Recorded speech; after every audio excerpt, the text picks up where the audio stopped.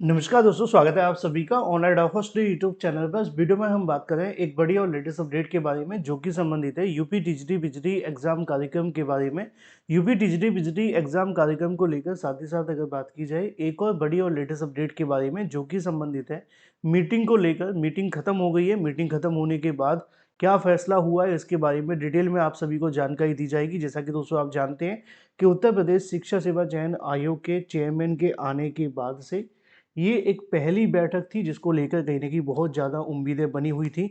और शिक्षा सेवा चयन आयोग में अब तक जितनी भी बैठकें हुई हैं, उन बैठकों का नतीजा हमें जो देखने के लिए मिलता था इससे पहले, वो कहीं न कहीं हमेशा एक निराशाजनक कहीं न कहीं अनुभव रहता था।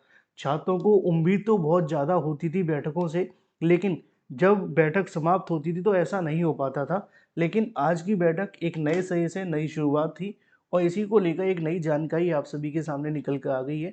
डिटेल में बात करेंगे। चैनल को सब्सक्राइब करके बेल आइकन को दबा लेना, वीडियो को लाइक कर देना, जिससे कि आपको रियल ऑथेंटिक जानकारी ऑनलाइन अडाफो स्टडी यूट्यूब चैनल के माध्यम से मिलती रहे। सीधे शुरुआत करते हैं मुद्दे की और बड़ी अपडेट के साथ। जैसा कि मैं आपको बता दूं कि आज की तारीख में शिक्षा सेवा चयन आयोग के अंदर बैठक रखी गई थी। बैठक में अगर बात की जाए तो सभी अधिकारी वहां पर मौजूद थे। बैठक में तीन अहम मुद्दे रखे गए। तीनों के बारे में एक एक करके समझा दूं। सबसे पहला मुद्दा आप सभी के लिए जो था वो असिस्टेंट प्रोफेसर भर्ती को लेकर था। इसकी जानकारी मैं आपको ये भी दे दूं कि इसमें दो मुद्दे अपने ही मुद्दे थे असिस्टेंट प्रोफेसर के। पहला ये था कि एक अभ्यर्थी का गुट चाहता है कि असिस्टेंट प्रोफेसर भर्ती को रद्द कर दिया जाए क्योंकि उनका ऐसा दावा है कि भर्ती में धांधली हुई है।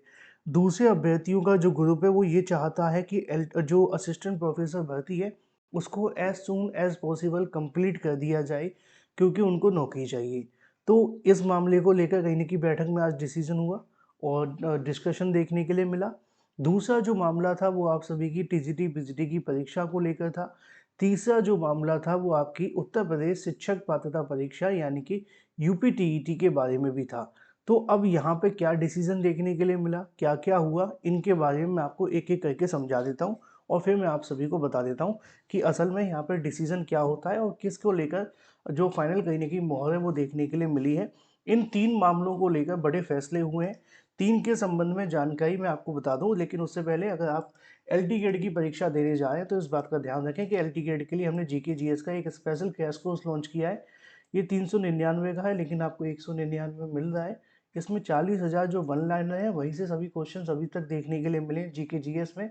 तो अगर आप चाहें तो इसको परचेज कर सकते हैं। 7986240141 में व्हाट्सएप करेंगे, उसके बाद आप इसे परचेज कर पाएंगे। और इसमें सारा का सारा डाटा जो मिलेगा वो आपको ऑनलाइन मिलेगा, यानी कि व्हाट्सएप पे ही दे दिया जाएगा, पीडीएफ फॉर्म में देखने के लिए मिलेगा।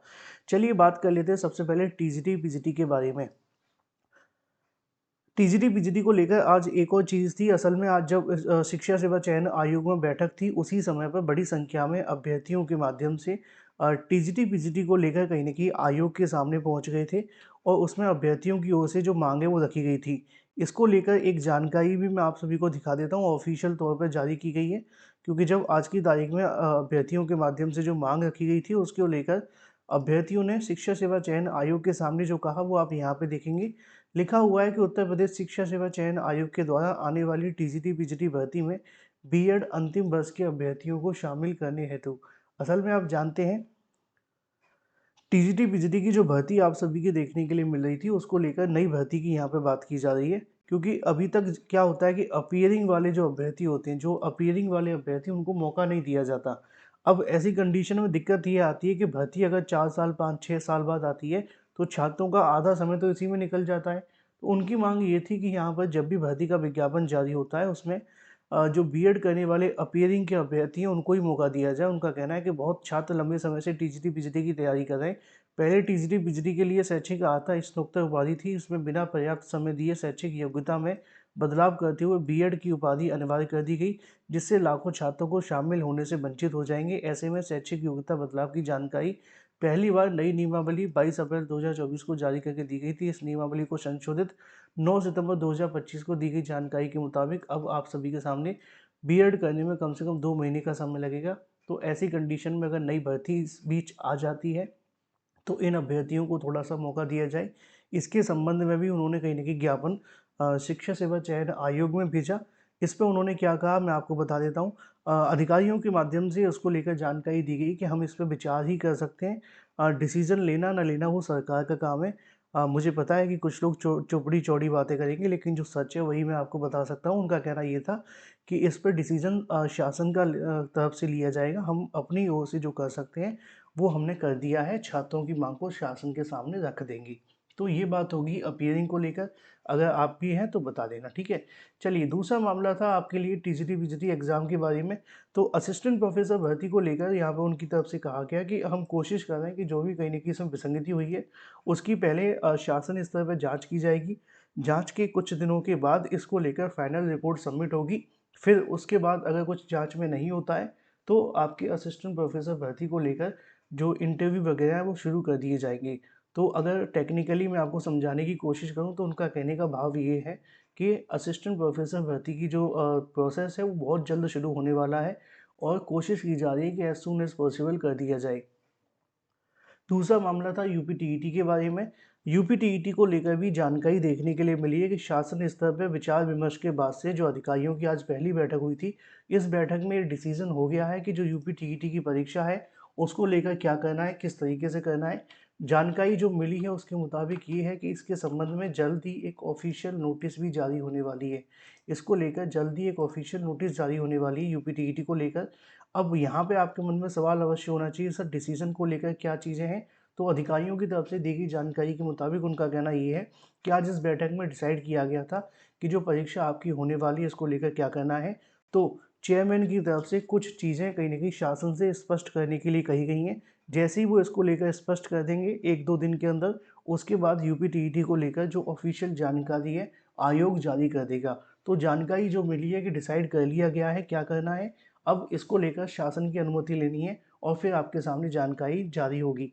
रही बात टीजीटी-विजीटी परीक्षाओं के बारे में, टीजीटी-विजीटी को लेकर जो जानकारी मिली है वो यही है कि अभी इस परीक्षा को फरवरी-मार्च तक तो कराए जाने की जानकारी मिल रही है कि नहीं हो पाएगी। उसकी वजह मैं आपको बता दूँ, अधिकारियों का कहना है कि फरवरी-मार्च में चूँकि पहले से एग्ज़ाम लगे हुए हैं, तो फरवरी-मार्च में तो परीक्षा नहीं हो पाएगी, उसके बाद कराए जाने पे विचार किया जा रहा है। तो ऐसे में आज की मीटिंग के अंदर वही चीज़ें देखने के लिए मिली जैसी उम्मीद थी कि टीजीटी-विजीटी की जो परीक्षा है उसमें 1 डेढ़ 2 महीने का समय और लग सकता है, यानी कि जनवरी तो निकल ही जाएगा, फरवरी-मार्च भी निकलता दिख रहा है।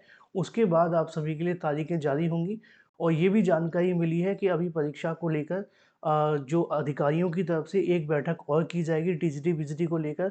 फिर उसके बाद इसके संबंध में एक ऑफ़िशियल नोटिस जारी कर दिया जाएगा, जिसमें टीजीटी-विजीटी को लेकर एग्ज़ाम डेट जारी होंगी। आज डिस्कशन किया गया है, लेकिन अभी एग्ज़ाम डेट पर कोई फ़ाइनल डिसीज़न नहीं हुआ है, शिक्षा सेवा चयन आयोग के माध्यम से।